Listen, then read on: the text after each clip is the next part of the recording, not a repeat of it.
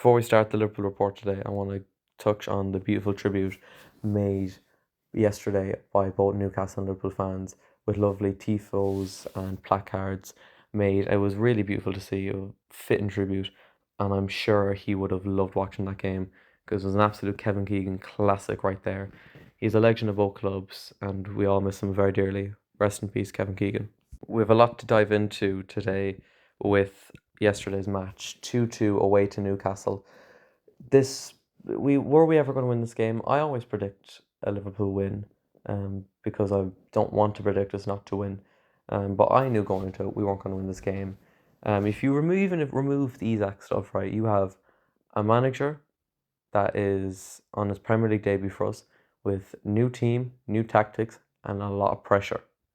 He has a lot of problems, IRAOLA, that he's somehow going to need to solve. We're going to break it down. I want to break down the first goal, which was probably the worst goal that we conceded yesterday.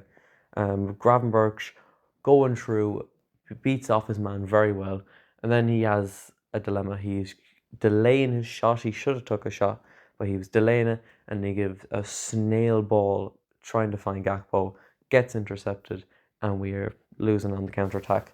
And Alanga, KERKEZ had a bad game, but I don't think Usain Bolt would have caught up to Alanga.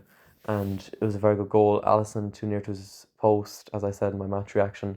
But this is why we need a proper CDM. When Fabinho left in 2023, I was like, what are we doing? We are not going to get a proper CDM. He came off a bad year, true, but Fabinho before that served us many, many great years at the club, and we're just letting him go to Saudi. I thought that was the wrong call then. I still think it was the wrong call now. I think probably 24 or even last year we could have sold him and got more service out of him, but we let him go. And we never really got that replacement. Yeah, we got Endo, who was great for his first year. We got Gravenberch, who was also great in his second year. But they're not good enough for proper DM. Gravenberch is amazing as the deep lying playmaker, but he's not a proper CDM. Too many times last year and yesterday, we were caught out of possession. We were lost on the counter attack, and that's how both our goals were conceded. Newcastle were lightning quick on that counter attack, and they could completely destroyed us. The more Van Dijk is getting older, the less tackles he is putting in. It's poor. He's standing off, and Jacques is following suit because he's learning off him. Just put a foot in. Go for a tackle. If you lose it, there's people there that will protect you. You look like an absolute idiot just tracking back, too scared to put a foot in. It is absolutely ridiculous. Back to Gravenberch. We need a proper DM this window. We should have got it quicker because I'm sick of us signing loads of great players but not addressing our main issue, or at least trying to, too late in the window. I don't want this to be another Guehi. I don't want this to be another Lavia or Caicedo. I want us to get a proper DM, and I want to get it done. We need so much out of this window if we want the season to be good. We need quality attackers, and we need another CDM. And why not put a bid in for Dementia, Frankfurt? It's not too expensive. I think he's a real quality player. It's not hard. They would make an absolute balls of this every single year. It is absolutely frustrating. But the first half was just so poor. So poor. The space that was opened by us was just shocking. Absolutely shocking. And one thing I noticed, on the wing, Newcastle got past us with a breeze. One touch, one flick. He was past Frimpong, past McAllister, past KERKEZ. It was too easy.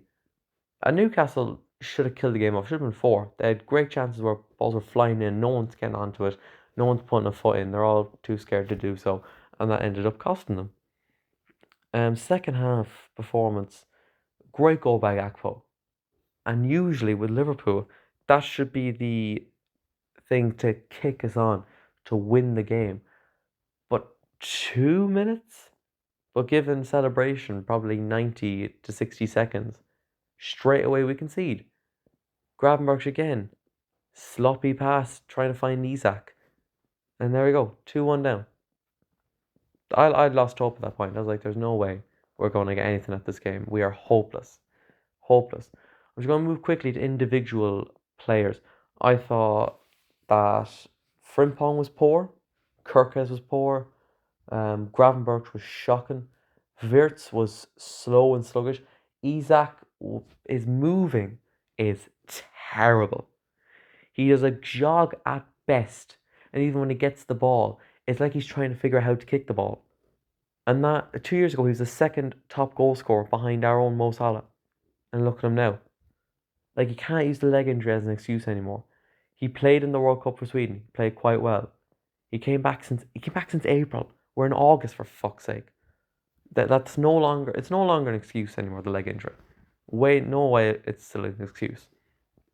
It was just poor. Now, I'm going to give him the benefit of the doubt of it's Newcastle away. But if he doesn't produce against Forest, I don't know what we're going to do. Our only other option that's fit at the moment is trying Chiesa down centre, or GAKPO if he stays. And here's the thing, I'm going to talk about GAKPO now, right?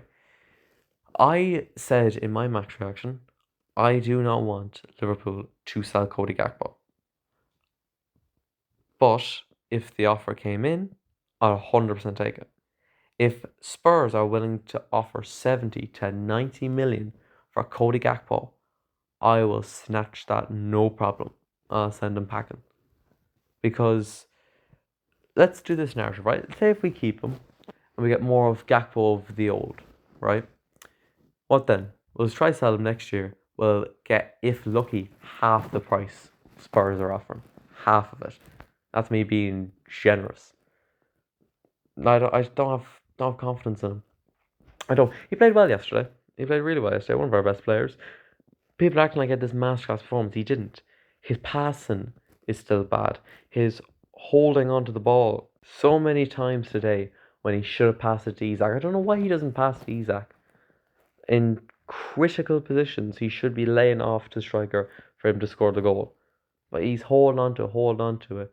And I saw a few cutting in shot blocks, which was really taking me back to last year. So I don't know what GAKPO. I really don't know. I think he could be holding our attack back. He was our best attacker yesterday, but I think he could be holding us back. Because Ngamoa is not comfortable on the right. He was poor. He was poor yesterday. But he's young and he's out of position. So I don't know what people are expecting him to do. But he shouldn't be playing on the right. Munoz should play on the right. Ngamoa should play on the left. And if Barclay comes in, Barclay can play on the left. And if Bai comes in, he can play on the right. They'd offer attacking qualities.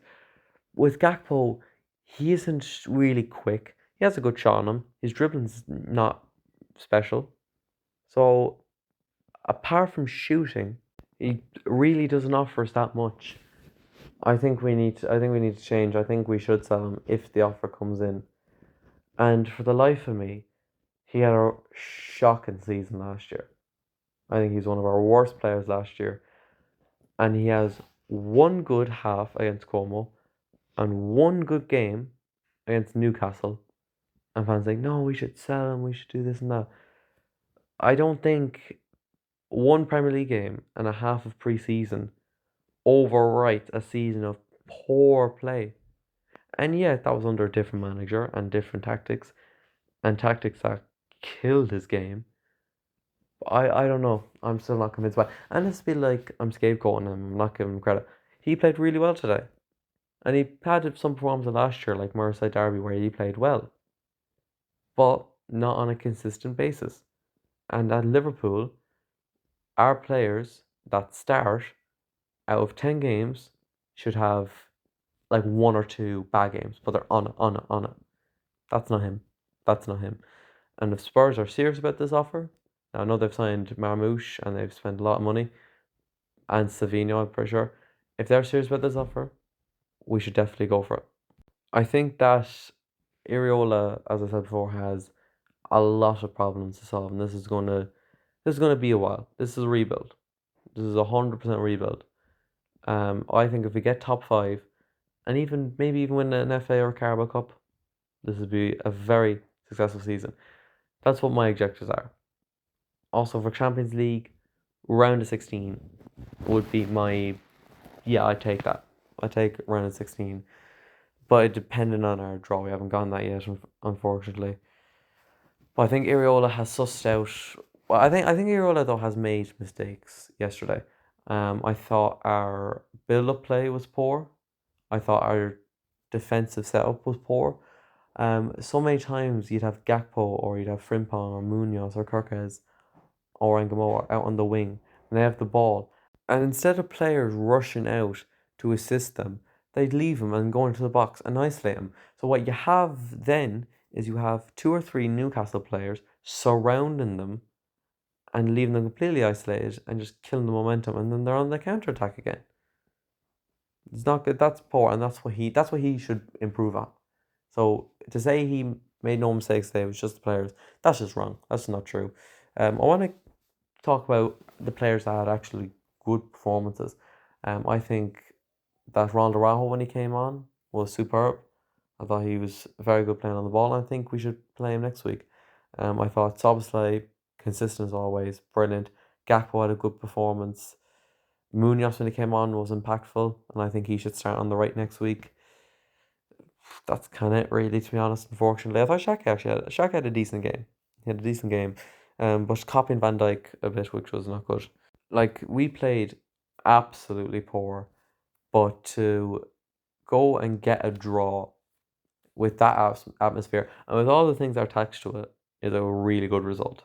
Really good. And I think that should give the fans, the players, and the manager confidence going in now for the rest of the season.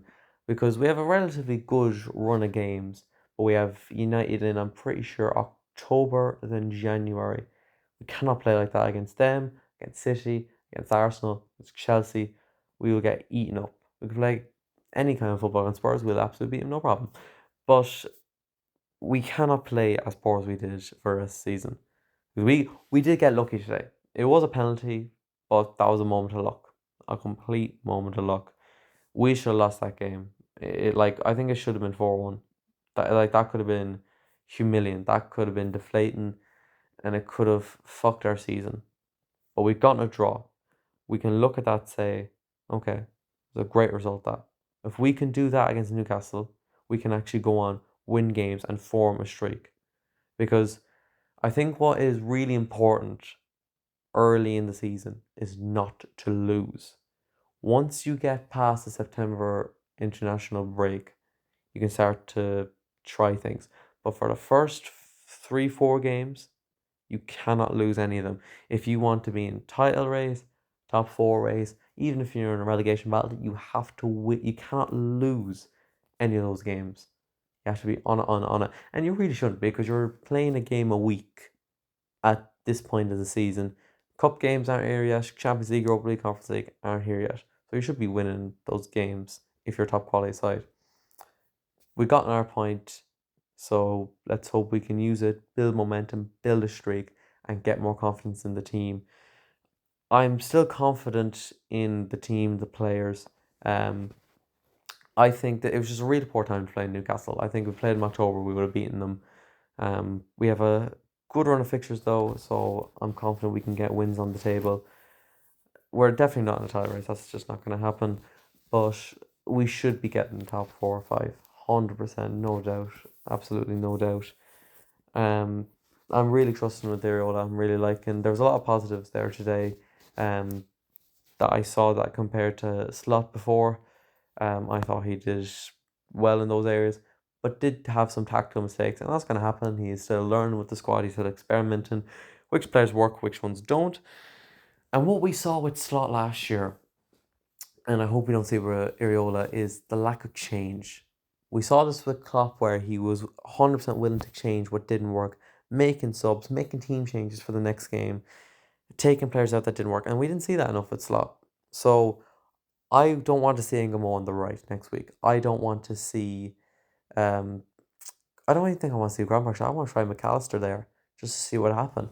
I want to see Munoz on the right. I want to see Ronald Araujo start next week to see what he's about. I want them to change the build-up play. I want them to change when wingers have the ball out on the wing. I want them to change our defensive setup. It's a lot of things to change, but we have a week to train, and we're a Liverpool Football Club, so it should be done no problem. So an interesting start to the season. 2-2 draw to Newcastle. shit performance, but we got a point.